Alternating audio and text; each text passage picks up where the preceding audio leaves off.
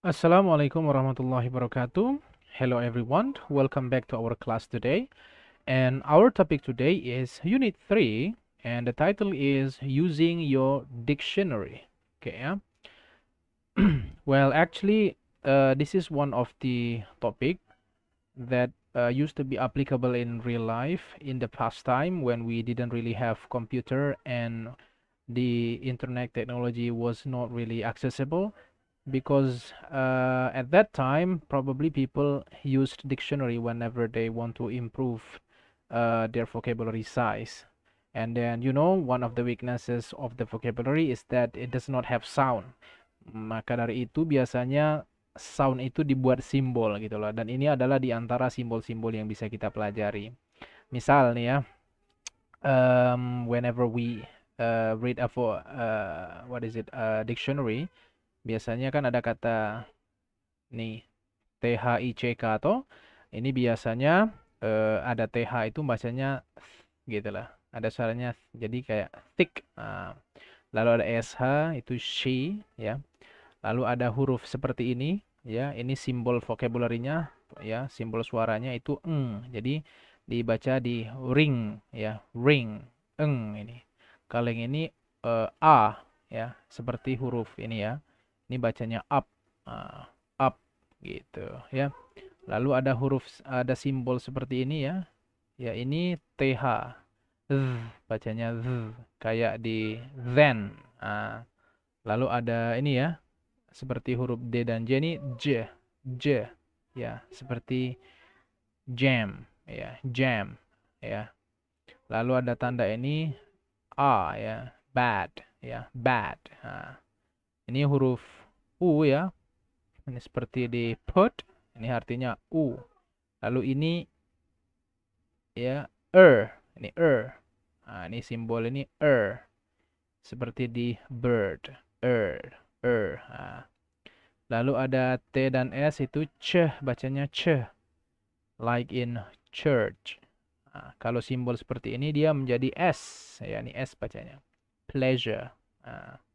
Kalau huruf A kebalik ini O, ya ini O bacanya, seperti top. Oke. Lalu ada ini juga about, ya, sama ya, top, ya, about sama kan. Nah, jadi ini used to be one of the methodologies ya, to improve the number of vocabularies you have by digging up more into dictionary. Tapi kalau sekarang kan tinggal ya, you can go to Google or Google Translate, and then you can find vocabularies, and each of them can be spelled ya, can be spelled out by the technology. Jadi tinggal diklik aja keluar suaranya, ini thick. Jadi ini mulai sudah agak ditinggalkan phonetic symbol ini ya. Oke, nah ini juga penting. Oke, additional information ya. This 1 2 3 4 5 6 ya. 6 point ya, penting juga untuk difahami in order to improve the number of vocabs that you have. Yang pertama adalah penting untuk mengetahui yang disebut dengan synonyms. Synonym itu persamaan kata or words of similar meaning ya. Sebuah kata atau kata-kata yang memiliki arti sama ya terhadap kata yang kita coba untuk hafalkan misalnya. Dan juga kita juga penting untuk mengetahui antonyms, opposite, lawan kata dari kata yang sedang kita pelajari atau kita ingin kuasai. Contoh, mislay. Ya, mislay ini dengan misplaced ya, mislay, misplaced ini artinya sinonim ya. Ini sama dia artinya, mirip ya. Mislay, misplaced, salah diletakkan gitu loh. Lalu ada friend ya, ini kebalikannya, antonim dari friend itu adalah enemy ya. Ya, enemy ini ya, nih friend ini artinya adalah teman, enemy itu musuh ya. Dan dia sinonim dari musuh atau enemy adalah foe. Makanya dia ya. Nah, ini akan memudahkan kita karena kita akan menggrupkan kosakata tersebut menjadi ke bagian atau ke kata yang kemunculannya paling banyak. Selanjutnya ada collocations. Ya, collocation itu adalah how words go together. Bagaimana kata itu ya dia munculnya bersamaan. Contoh, the adjective firm is often used in this collocation. Kata firm, kata sifat firm ini biasanya dia ya bergandengan dengan atau kolokasinya ini gitu loh. Firm commitment, firm grip, firm believer. Jadi ya. Jadi ketika kita tahu bahwa firm ini ada collocation atau apa ya, pasangannya ya yang biasanya muncul bersamaan seperti commitment, grip ya atau believer. Firm ini artinya kokoh. Firm commitment, komitmen yang kokoh. Firm grip. Grip itu apa ya? Semacam tempat kita kalau di gitar ada gripnya tuh ya. Tempat meletakkan sesuatu atau menancapkan sesuatu gitu loh. Ya, kokoh, menancapkan sesuatu secara kokoh gitu loh. Firm believer. Believer ini artinya ya believer orang yang beragama. Jadi kalau disebut dengan firm believer, orang yang religius atau taat beragama. Nah, begitu ya. Jadi, when we find a word, we also need to find the collocations. Dengan kata mana dia biasanya muncul gitu. Then next one, ya. Itu penting juga untuk mengetahui whether a verb is transitive or intransitive, ya. Nah, apakah verb itu kata yang transitif atau intransitif? Oke. Kata transitif itu artinya dia butuh objek. Nah, ya. Dan verb itu ada yang butuh objek, ada yang tidak butuh. In English. Contoh kata catch, ya, menangkap. Ini butuh objek, ya. Contohnya adalah catch the ball atau ini lampaunya caught the ball karena catch verb lampaunya caught ya. Nggak bisa catch aja. I catch, aku tangkap apa? I caught, aku menangkap. Ya apa? Nggak bisa kan? Nah, maka dia adalah verb yang butuh objek. Lalu di sisi lain ada juga verb yang tidak butuh objek, yaitu verb yang intransitive. Ya, dia bisa muncul sendiri. Contohnya laugh, ya, ini laugh. Ya. She laughed, dia tertawa. Ya. Ya udah, tertawa tidak butuh. Ya.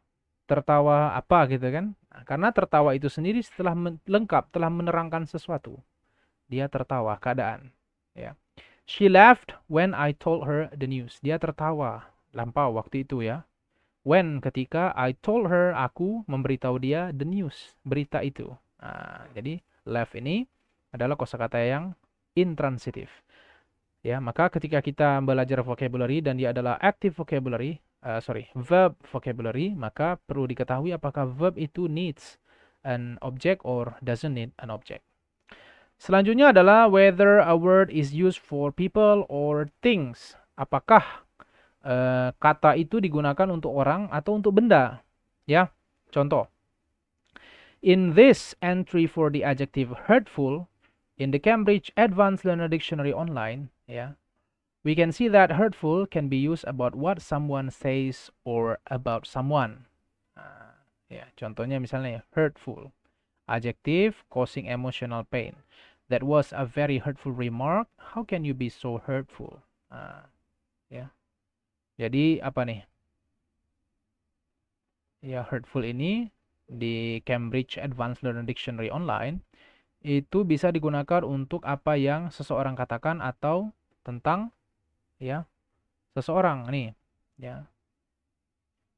That was a very hurtful remark. Ini artinya apa nih ya? Tentang apa yang orang katakan kan?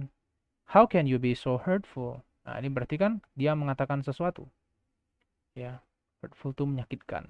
Nah, jadi perlu juga kita untuk tahu statusnya gitu loh ya. Bagaimana penggunaannya. Itu. Selanjutnya adalah word class ya. Often as abbreviation, noun, adjective ya. Kita perlu tahu ini secara kelas tipe wordnya apa? Apakah dia sebuah kata kerja, kata sifat, kata keterangan, atau kata benda ya. Dan juga whether a noun is countable or uncountable. Apakah noun itu countable atau non-countable? Nounnya bisa dihitung atau tidak? Karena nanti akan berhubungan dengan grammar yang digunakan. Ya, kalau nounnya itu uncountable, biasanya dia akan menjadi kalau kata kerjanya kembali ke bentuk yang namanya tunggal. Tapi kalau dia countable bisa dihitung, maka tergantung ya. Kalau dia tunggal-tunggal, kalau dia jamak, jamak gitu loh. Lalu selanjutnya adalah information about how words are related to one another through meaning. Ya. Jadi perlu juga kita tahu hubungan kata dengan kata lain berdasarkan arti. The Cambridge Advanced Learner Dictionary Online allows you to see a visual display of the networks of meaning for a word, as in this display for the adjective fascinating. Jadi ini ada visual thesaurus, ada gambarannya nih bagaimana sebuah kata itu berhubungan dengan kata yang lain. Ya, the adjectives are grouped according to meaning. Jadi fascinating ini adjektif ya, dia di grup berdasarkan meaning. This can be very useful when you are writing, dan hal ini ya menggrupkannya kayak kemarin di aktivitas yang lalu itu sangat penting, terutama ketika kita menulis, karena if you want to vary your use of adjectives, you can look up the related adjectives to see which one most closely expresses the meaning you need. Jadi ketika kita menulis kadang kan topik sama itu berulang-ulang, sedangkan di dalam bahasa Inggris dia tidak mau berulang-ulang karena redundant itu dibenci. Jadi menuliskan hal yang sama tetapi dengan kosakata yang berbeda, maka sangat penting untuk mengetahui banyak sinonimnya atau yang memiliki arti terdekat kayak fascinating ya. Ini banyak nih artinya, ada enchanting, ada captivating, ada bewitching, ada enthralling, ada apa lagi? Entrenching. Terus ada absorbing, ada engrossing, ada gripping, ada riveting. Ya. Jadi penting, oke? Good then. Nah, di sini ada exercise ya untuk unit 3 ya. Ini cara mempronounce tadi ya. Pronunciation, what English word are this? Ini jelas education, passport gitu ya. Nah, tahulah ini ya. Kita lewatkan saja. Oke. Nah, selanjutnya adalah ini adalah bagian terakhir. Jadi, oke, let me tell you. Unit 1 to unit 4 ini is supposed to be an independent learning style ya. Artinya you have to do it by your own self. Nah, ini terakhir ya, guessing and explaining meaning. Artinya when you want to improve your vocabulary ya, dan salah satu di antaranya adalah menggunakan yang namanya guessing and explaining the meaning. Jadi pertama kali kita ketemu dengan sebuah vocabulary dan kita tidak tahu artinya, jangan langsung kita buka dictionary atau online dictionary, karena itu akan tidak bermakna ya, pertemuan yang tidak bermakna, maka akan cepat hilangnya. Jadi di unit 4 ini dikatakan bahwa the first thing you need to do when you find a new word, try to guess the meaning first. Ya. And explain the meaning as well. Ya. Jadi coba ditebak gitu loh, apa artinya. Dan proses inilah yang akan membuat kita bisa mengingat arti dari vocabulary itu lebih lebih lama dan lebih cepat juga. Ini sama kayak sesuatu itu kan akan bermakna jika ada proses gitu loh ya. Kalau ujuk-ujuk jadi biasanya tidak bermakna. Nah, gitu ya. Lupa kita. Ketemu dengan orang tapi tidak ada proses, apakah perkenalan atau apakah kegiatan bersama atau gimana, akhirnya kan lupa, nggak tahu kita. Tapi kalau kita misalnya seperti dengan teman SD kita yang sangat berkesan, kita belajar bareng, orangnya baik, maka akan lama lupanya dan panjang ingatan kita terhadap orang tersebut. Sama dengan mengingat kosakata ya. Dan di antara caranya adalah meng-create a process where you try to understand the meaning of that word. Yang pertama adalah yang bisa dilakukan ya, itu adalah judge the context. Konteks di mana kata itu digunakan. Konteks ini bisa visual clues ya. For example, a picture in a book or film footage in a TV news broadcast bisa juga ya. Kita lihat misalnya kosakata itu munculnya di mana, terus ada gambar apa yang dekat di situ gitu lah ya. Lalu bisa juga your own background knowledge about the situation. For example, if you already know that there has just been an earthquake in a big city, then you will find it easy to understand the word earthquake when you hear a news broadcast about it. Ya. Jadi ketika kita misalnya dia bilang ini kosakata baru namanya earthquake, ya gempa bumi. Ini akan lebih gampang jika ternyata kita punya pengalaman. Daerah kita atau tempat di mana kita tinggal itu pernah terjadi gempa bumi ya. Jadi background knowledge itu sangat membantu untuk bisa mengingat kosakata baru ya. Dan sangat berbeda dengan orang yang tidak pernah terjadi gempa dan tidak pernah tahu bahwa ada gempa gitu loh ya. Susah dia mengingatnya. Makanya orang Indonesia lebih gampang mengingat earthquake, tsunami, ya, Richter scale, skala Richter kan tahu tuh. Iya. Lalu selanjutnya adalah the words around the unfamiliar word. Jadi kita bisa menebak sebuah konteks itu dari sekeliling katanya. Apa? Seperti itu. Contoh nih ya.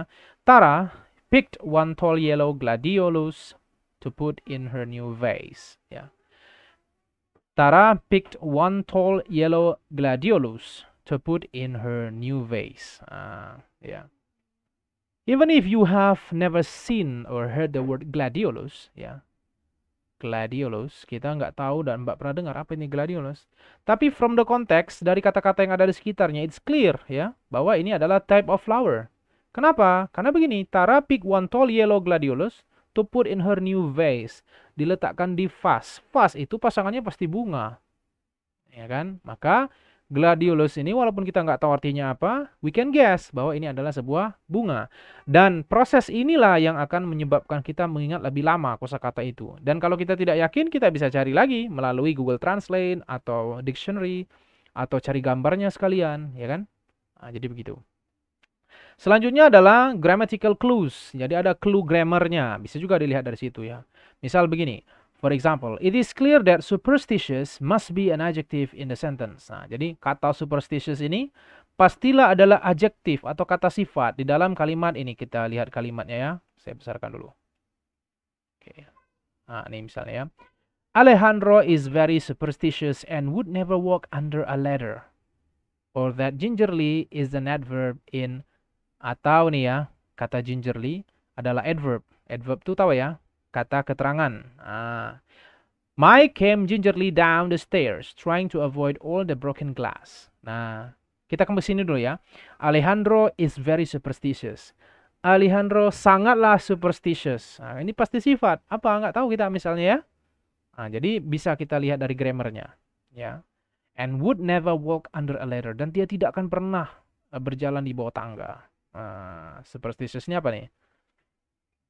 Ya, suka percaya dengan mitos-mitos artinya itu ya. Ya, orang kan kadang nggak mau berjalan di bawah tangga karena nanti apa namanya bisa sial gitu lah ya. Padahal itu syirik.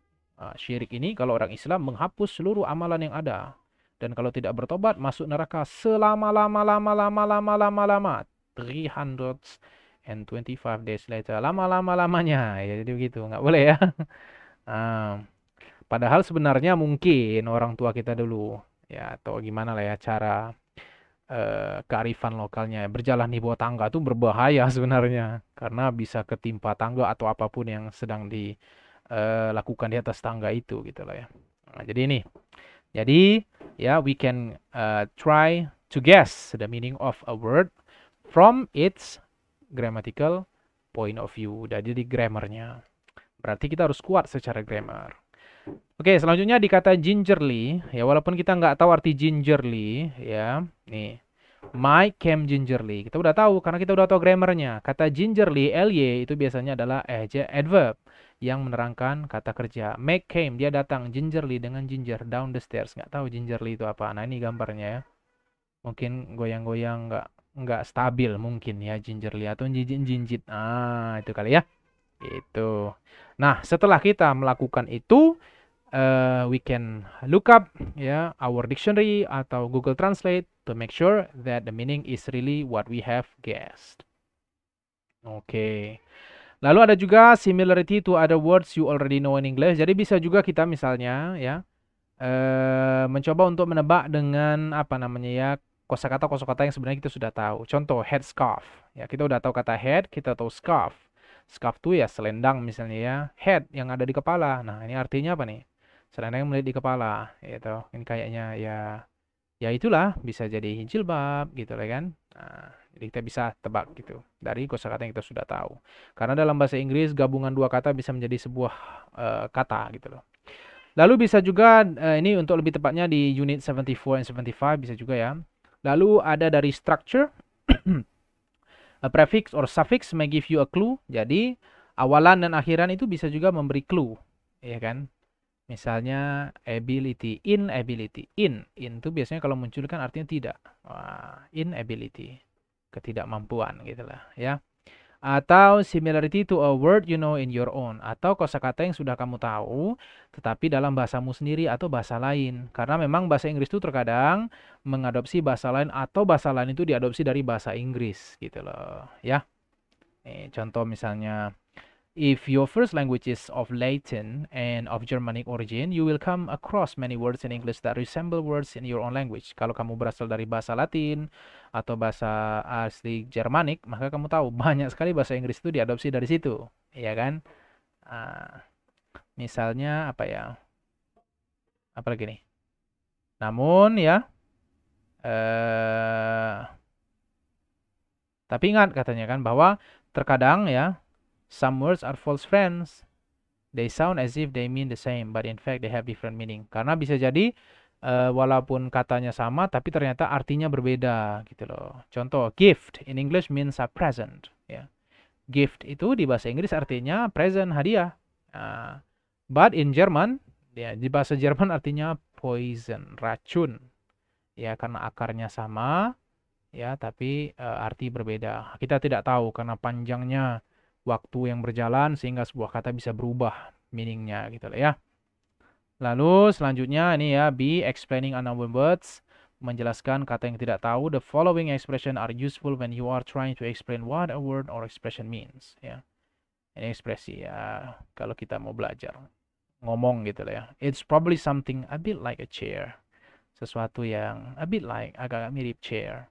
It's got to be something you use for painting pictures, cleaning the kitchen floor. Ini untuk latihan aja sebenarnya, oke? Nah, sekarang kita langsung aja mungkin to exercise ya. Ini exercises banyak sih, tapi kita kesini dulu fokusnya.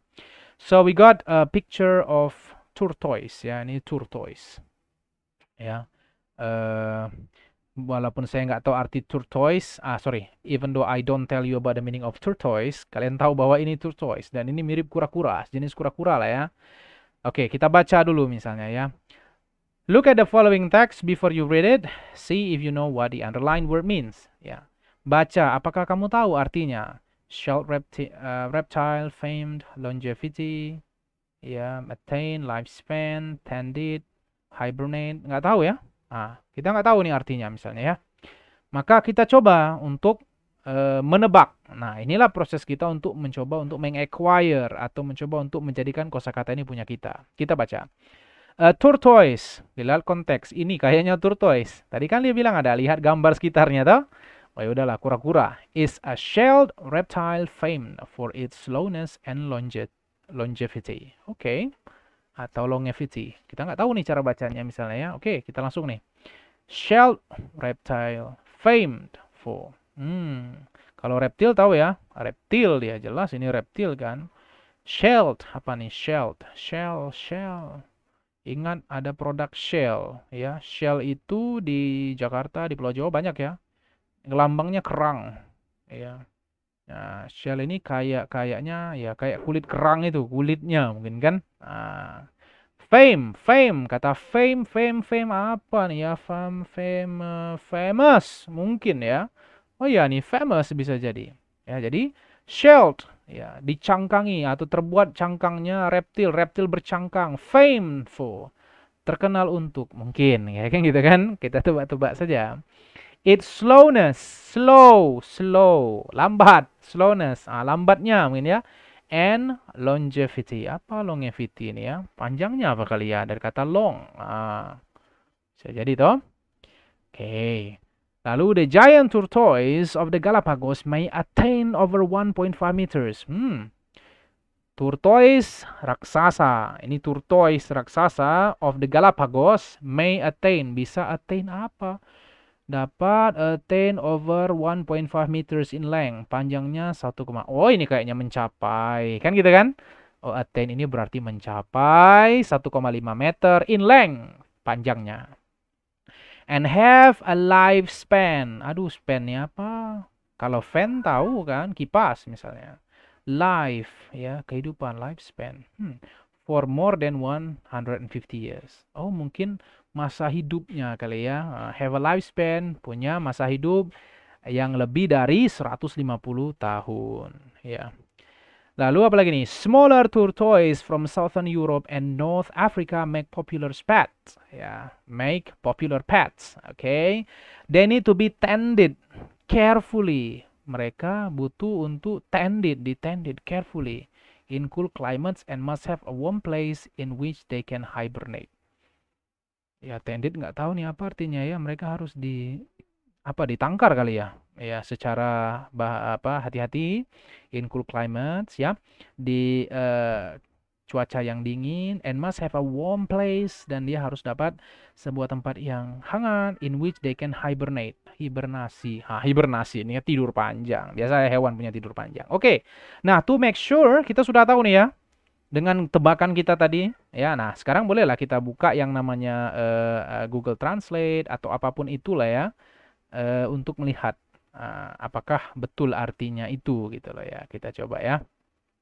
Oke. Kita coba. The first word is apa nih arti yang pertamanya ya? Kita lihat. Shell reptile famed. Oke. Kita cari Google Translate.